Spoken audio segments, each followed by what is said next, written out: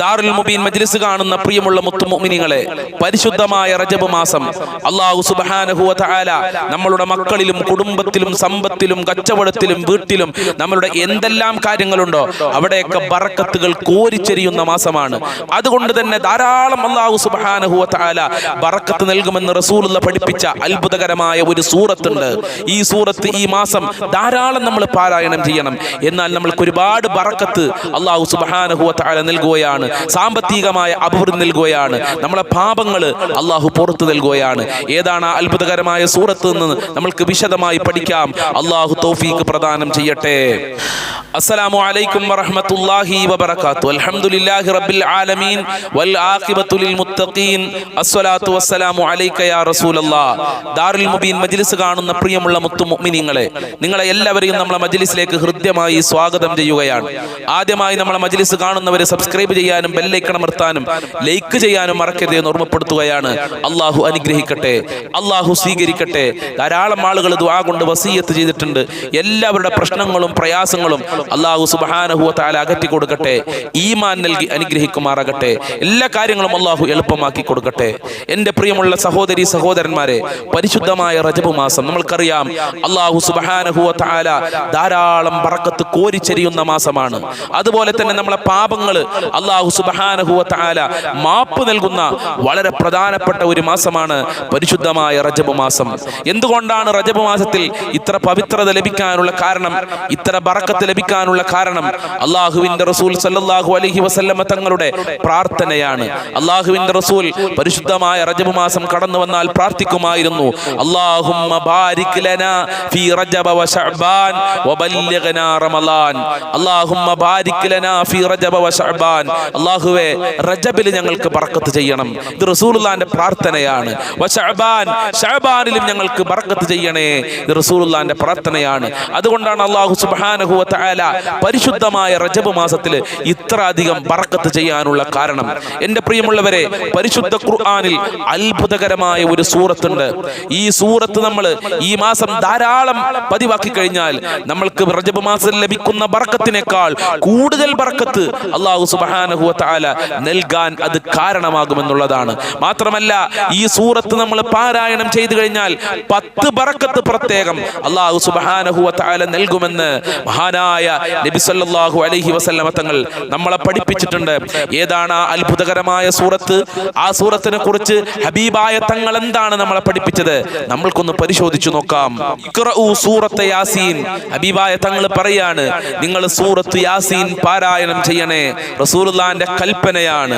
ഫഇന്ന ഫീഹാ 10 ബറകാത്ത്.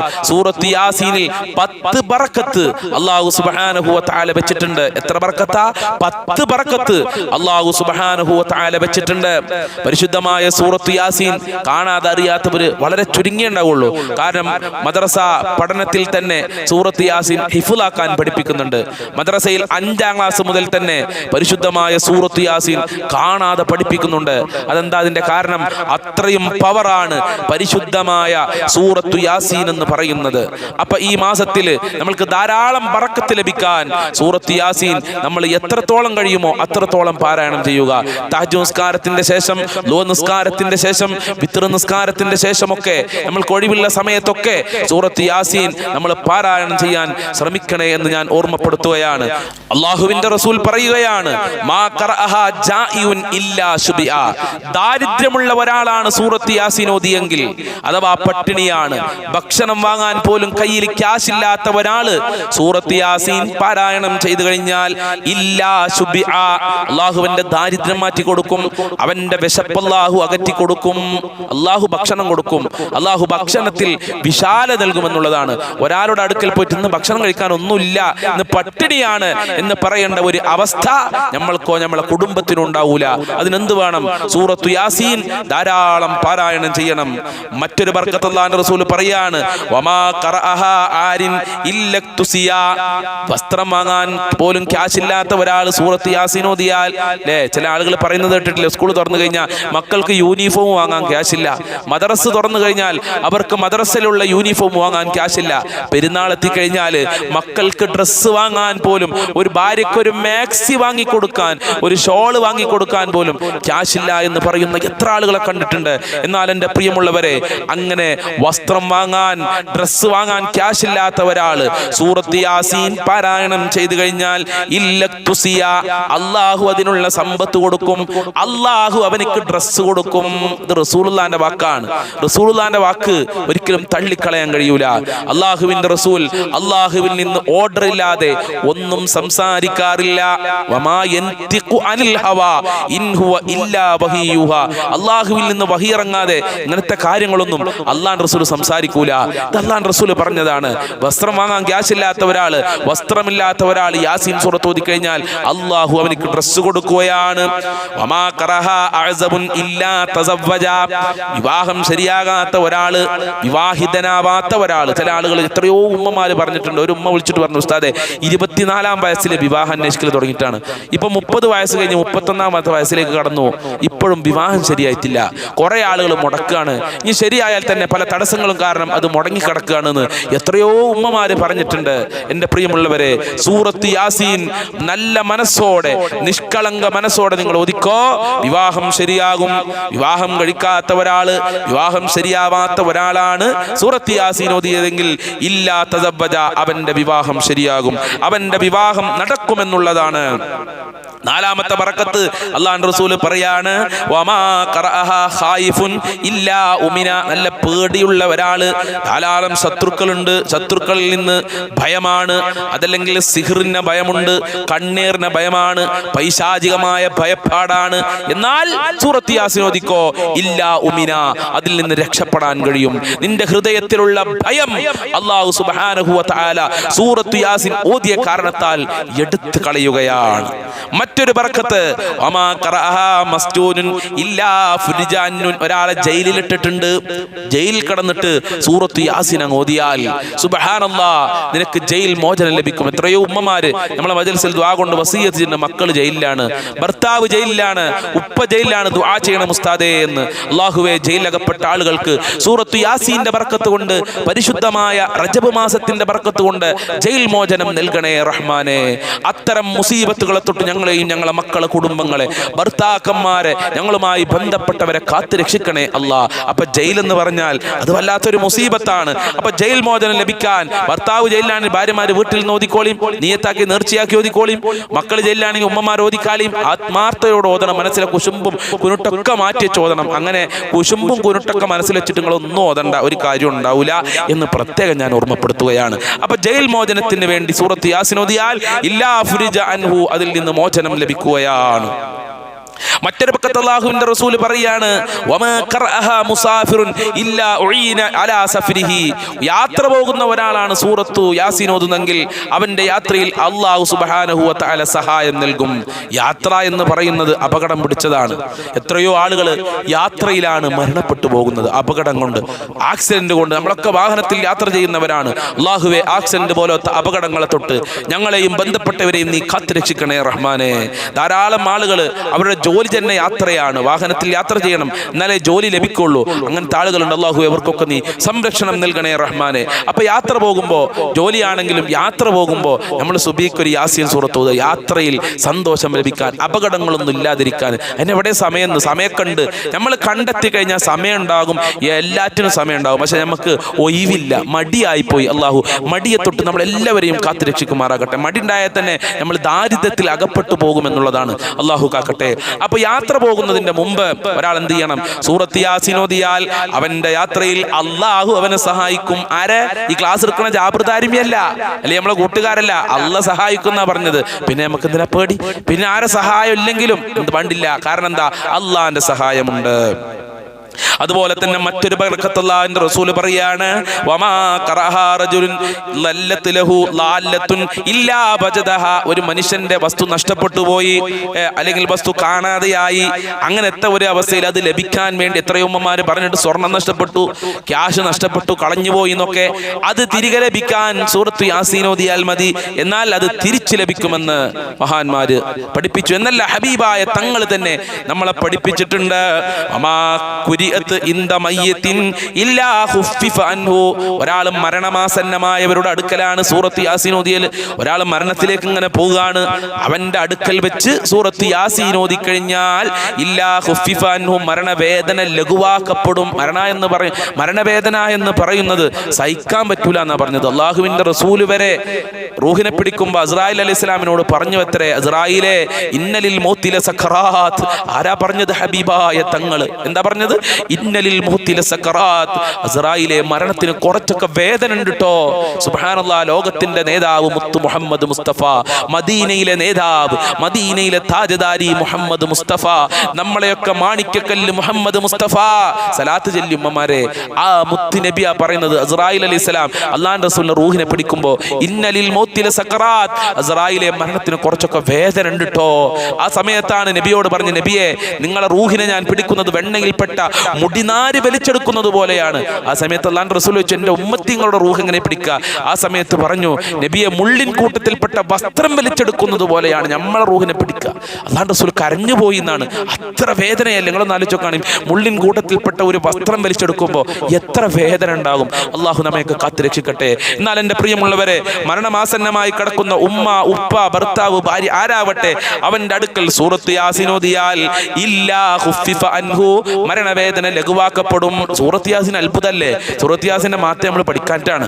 അത് പഠിച്ച മഹാന്മാരും സമസ്തയുടെ ആലിമീങ്ങളും ഉലമാക്കളും നമ്മൾ പറഞ്ഞു, മക്കൾക്ക് 5ാം ക്ലാസ് മുതൽ സൂറത്ത് യാസീൻ കാണാതെ പഠിപ്പിക്കണമെന്ന്.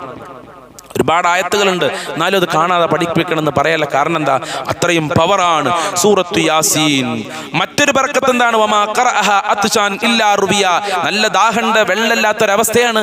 കിണറ്റിൽ വെള്ളമില്ല, കിണർ കുഴിക്കുന്നതിന്റെ മുമ്പ് സൂറത്ത് യാസീൻ ഓതിക്കോളിയും, കിണറ്റിൽ വെള്ളം ഉണ്ടാകും. അതാണ് അതിന്റെ അർത്ഥം.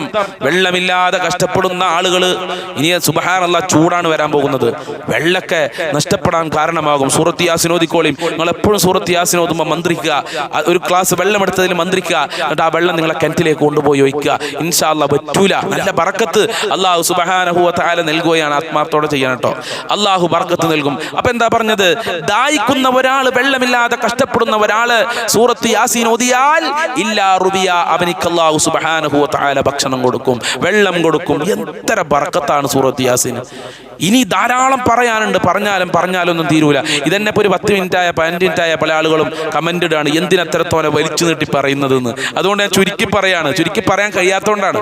കാരണം ഇതിന് ഒരുപാട് മഹത്വങ്ങളുണ്ട്. ആ മഹത്വങ്ങൾ നമ്മൾ മനസ്സിലാക്കി പഠിക്കണം. ഈ മഹത്വങ്ങളൊക്കെ മനസ്സിലാക്കിയിട്ട് സൂറത്ത് യാസീൻ നമ്മൾ ഓതുമ്പോൾ ഈ മഹത്വങ്ങളൊക്കെ നമ്മളെ മനസ്സിലേക്ക് ഇങ്ങനെ ഓടി വരും. അപ്പം നമ്മൾ ഒന്നുകൂടെ ആത്മാർത്ഥതയോടുകൂടെ ഓതും. അതിനാണ് ഈ മഹത്വങ്ങളൊക്കെ പറയുന്നത്. എന്നാലും ഞാൻ കഴിവിൻ്റെ പരമാവധി ചുരുക്കാൻ ശ്രമിച്ചിട്ടുണ്ട്. ഇനിയും ഒരുപാട് ഹദീസുകളുണ്ട്. അതുപോലെ തന്നെ റസൂലുള്ളാഹി പറഞ്ഞു, വമാ ഖറഅഹ മരീദുൻ ഇല്ലാ ബരിയ. രോഗിയായ ഒരാളാണ് സൂറത്ത് യാസീൻ ഓതിയതെങ്കിൽ അവന്റെ രോഗം അല്ലാഹു ശിഫയാക്കി കൊടുക്കും.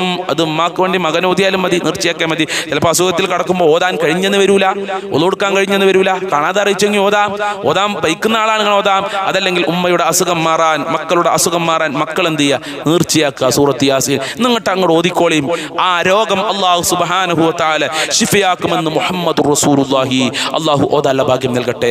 സൂറത്ത് യാസീന്റെ ബർക്കത്ത് കൊണ്ട് അല്ലാഹു സമാധാനം നൽകട്ടെ. അതുപോലെ തന്നെ എന്റെ പ്രിയമുള്ള മുത്തു മുഅ്മിനീങ്ങളെ, റജബ് മാസം എന്ന് പറയുന്നത് ഷഹ്റുൽ മഗ്ഫിറത്തി, അല്ലാഹു പാപങ്ങൾ പൊറുക്കുന്ന മാസമാണല്ലോ.